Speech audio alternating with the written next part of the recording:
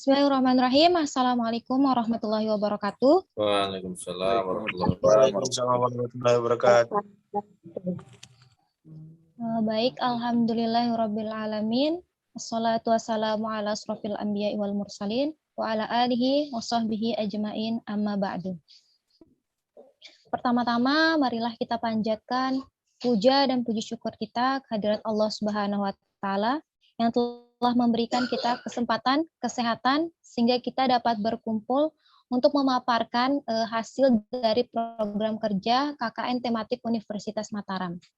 Yang kedua, sholawat serta salam semoga selalu tercurahkan kepada baginda Nabi besar Muhammad SAW yang telah membawa kita dari alam kegelapan menuju alam yang terang benderang, yakni ad-dinul Islam. Alhamdulillah. Pertama-tama, sebelum saya memulai untuk mempresentasikan hasil program kerja KKN, saya ucapkan terima kasih pula kepada dosen pembimbing lapangan, Profesor Dr. Haji Agil Al-Idrus MSI, yang telah membimbing kami pada saat KKN hingga penyusunan proposal serta laporan KKN tematik yang dilaksanakan di Desa Tanjung Luar periode 27 Desember 2021 hingga 10 Februari 2022. Oke, selanjutnya. Next. Adapun susunan anggota kelompok, yaitu seperti pada tertera di layar, ada Pandiawan Chandra Wijaya selaku ketua tim KKN, kemudian ada saya sendiri, yaitu Nadita Khairunisa sebagai sekretaris, kemudian ada Dewi Suratni sebagai selaku bendahara, kemudian ada anggota kelompok, yakni ada Isna Rohma Andini, kemudian ada Deni Ramdhani, Elisa Setiawati, kemudian selanjutnya, next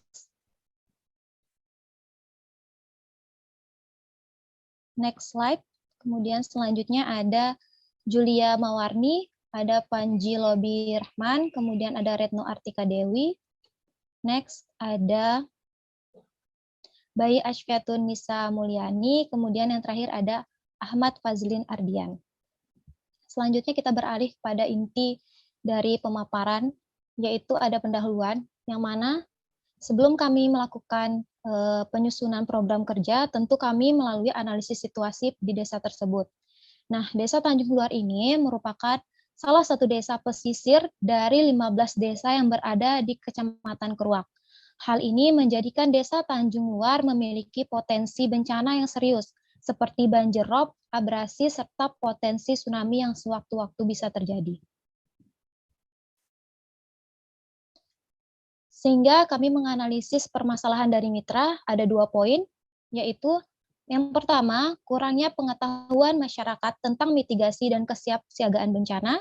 Yang kedua, kurang optimalnya pengadaan sarana dan prasarana yang mempercepat evakuasi diri saat terjadi bencana. Next.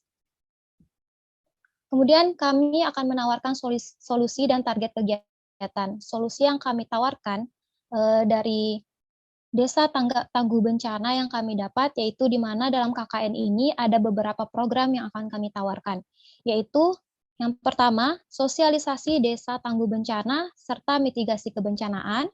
Yang kedua, pembentukan plan jalur evakuasi dan peta jalur evakuasi tsunami. Dan yang ketiga adalah pembentukan relawan. Adapun target pelaksanaan kegiatan. Nah, berdasarkan dari pemaparan masalah di atas, target yang ingin kami capai dalam kegiatan ini adalah bertambahnya pengetahuan masyarakat terkait mitigasi dan kesiapsiagaan bencana yang difokuskan pada banjir rob dan tsunami yang berpotensi terjadi di Desa Tanjung Luar sewaktu-waktu. Untuk program kerja yang pertama, adapun metode pelaksanaannya, untuk program kerja yang pertama ini yaitu sosialisasi tanggap bencana, yang mana metodenya yaitu yang pertama melakukan observasi, yaitu kegiatan observasi lapangan dilakukan pada Senin 29 November 2021. Tahap ini dilakukan dengan cara mewawancarai penduduk setempat, kemudian juga berdiskusi dengan perangkat desa dan mengamati keadaan desa. Yang kedua, ada sosialisasi tanggap bencana, yaitu program inti kita.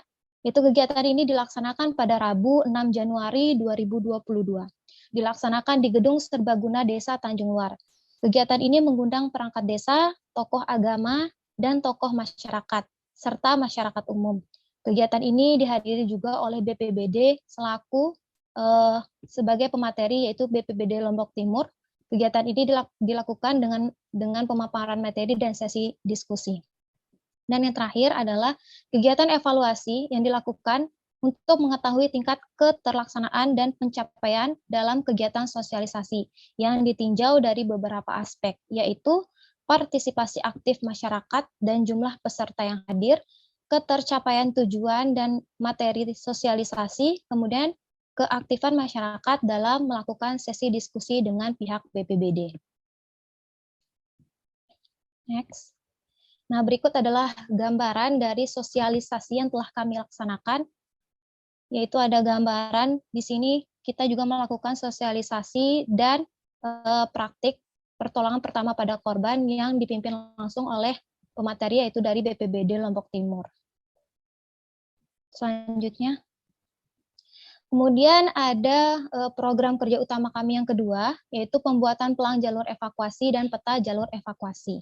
Yang pertama ada beberapa tahap, yaitu ada diskusi dengan anggota kelompok. Tentu diskusi ini untuk mendiskusikan kesepakatan pemetaan waktu untuk observasi dan wawancara, pemetaan lokasi dan pengeksekusian program kerja dengan pembelian bahan yang dibutuhkan.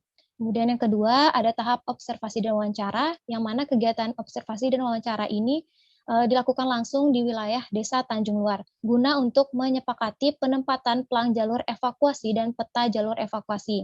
Dalam hal ini juga dilakukan sesi wawancara dan diskusi dengan perangkat desa.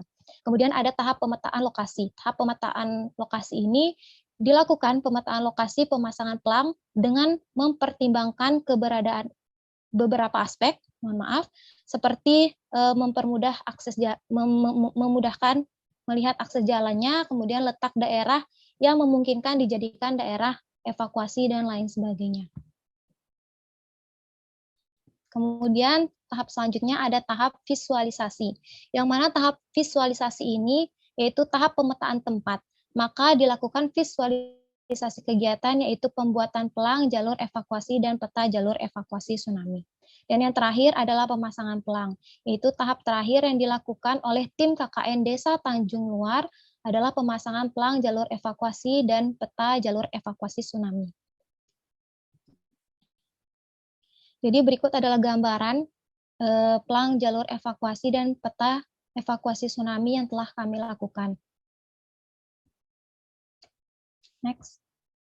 Kemudian program utama yang terakhir, yaitu pembentukan relawan kebencanaan. Nah, pembentukan relawan kebencanaan ini dilakukan di daerah yang rentan akan bencana sangat perlu. Nah, program kerja yang satu ini, pembentukan relawan ini sangat disambut baik oleh perangkat desa Tanjung Luar. Namun, pembentukan badan relawan baru memiliki waktu dan proses yang panjang dan cukup rumit, sehingga pembentukan relawan ini digabungkan dengan Pokdarwis Tanjung sebagai relawan kebencanaan. Berikut adalah potret dari diskusi Dinas Perhubungan serta dari anggota Pokdarwis, serta ada pula lampiran dari SK tugas dari Pokdarwis Tanjung. Oke, next.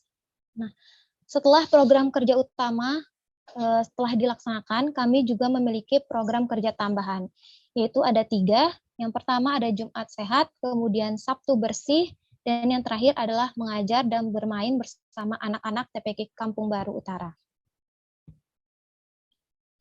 Untuk program kerja tambahan yang pertama, yaitu ada Jumat Sehat, yang mana kegiatan ini adalah olahraga yang dilakukan setiap hari Jumat pagi. Nah, olahraga yang dilakukan adalah senam dan juga sekali waktu kita bermain bulu tangkis.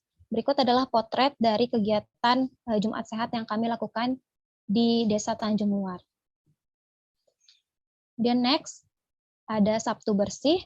Nah, Sabtu Bersih ini adalah kegiatan kerja bakti yang ditujukan untuk membersihkan lingkungan yang dilakukan setiap hari Sabtu. Kegiatan ini dilakukan dengan masyarakat Desa Tanjung Luar, yang lokasinya dijadikan lokasi kerja bakti, yaitu ada kantor desa dan juga lokasi objek wisata yang ada di Desa Tanjung Luar. Berikut di samping kiri adalah potret dari Sabtu Bersih yang kami lakukan. Oke, next. Yang terakhir dari program kerja tambahan kami yaitu mengajar dan bermain bersama anak-anak TPQ Kampung Baru Utara. Nah, program ini dilaksanakan setiap Senin dan Rabu sore. Kegiatan ini ditujukan untuk anak-anak Desa Tanjung Luar, khususnya Dusun Kampung Baru Utara. Kegiatan ini bertujuan untuk menambah wawasan kepada anak-anak